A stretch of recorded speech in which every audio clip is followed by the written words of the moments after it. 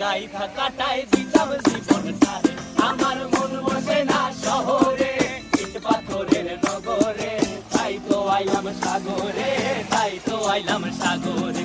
মন বসে না শহরে, ইট পাথরের নগরে, তাই তো আইলাম সাগরে, তাই তো আইলাম সাগরে।